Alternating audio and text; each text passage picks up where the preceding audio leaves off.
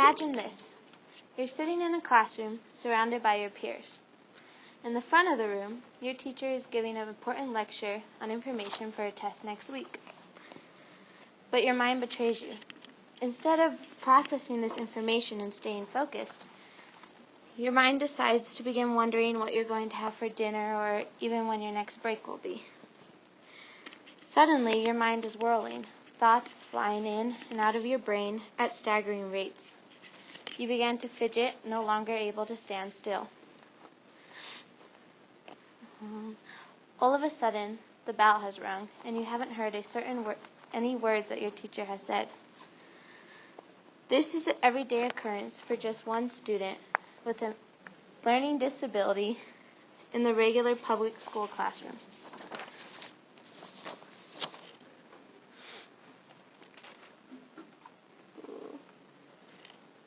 For us, it is easy to stay focused and process such information.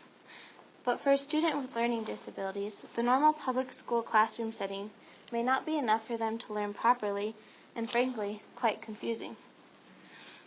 I wanted to find out if public schools are doing enough today for those students who may have a learning disability that can hinder their education.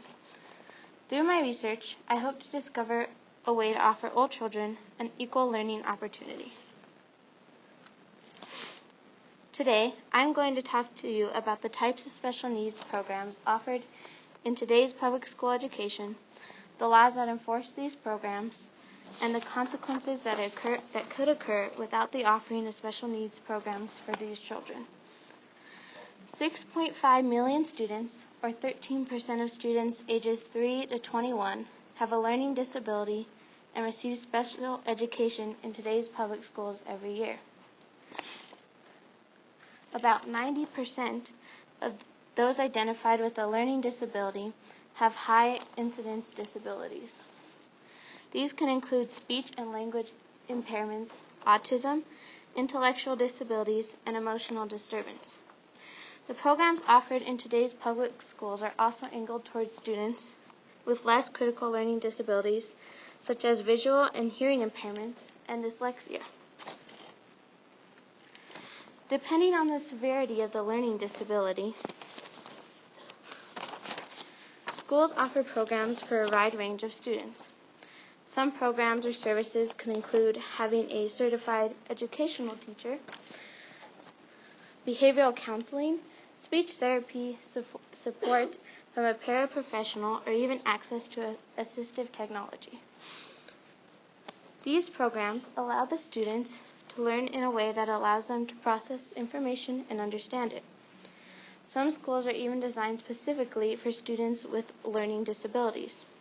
One such school is the Rocky Mountain Deaf School. They serve to educate students using research-based academic programs that allow the students to socialize in order to create lasting friendships. They are also the only bilingual American Sign Language public school in the state of Colorado.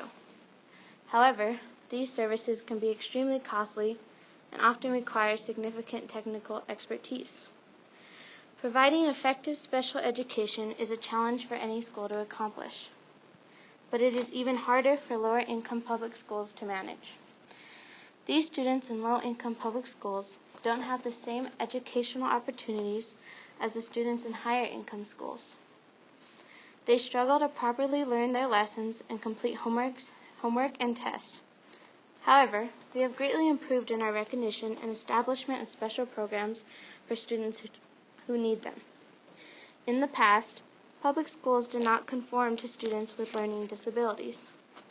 But with laws put into place over the years, many special programs have been established in order to equally educate these students.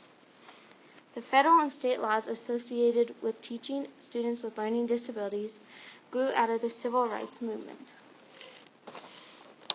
This is because students with learning disabilities have been largely segregated from their peers and provided with little educational opportunities. In 1975, the need for special education was at a high.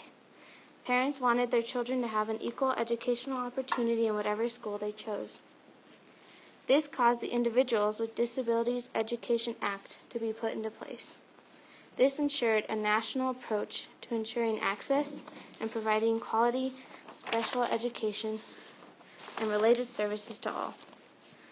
Also, the Equal Protection Clause of Brown versus the Board of Education provided the foundation for some of the key federal laws that frame special education today.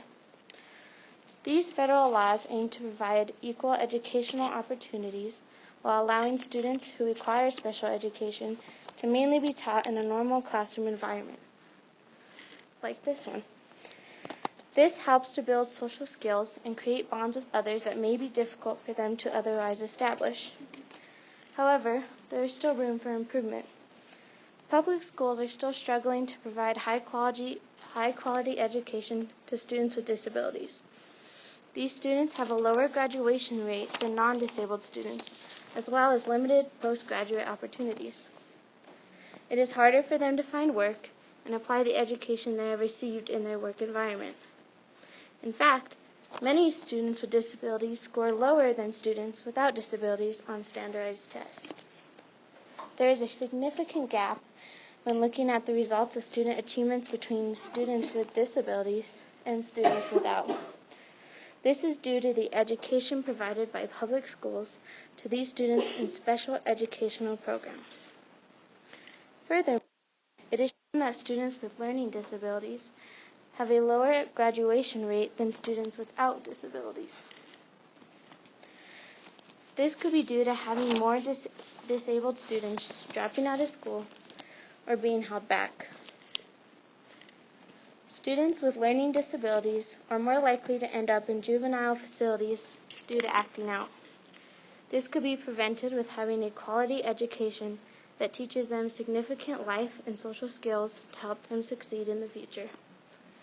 I truly believe that by learning about these programs in public schools and learning about the laws that regulate them, we can better be prepared to ensure a higher quality education opportunity for students with learning disabilities.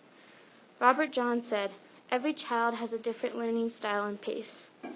Each child is unique, not only capable of learning, but also capable of succeeding." I believe that every child is entitled to an equal education in order for them to build a better future. Thank you.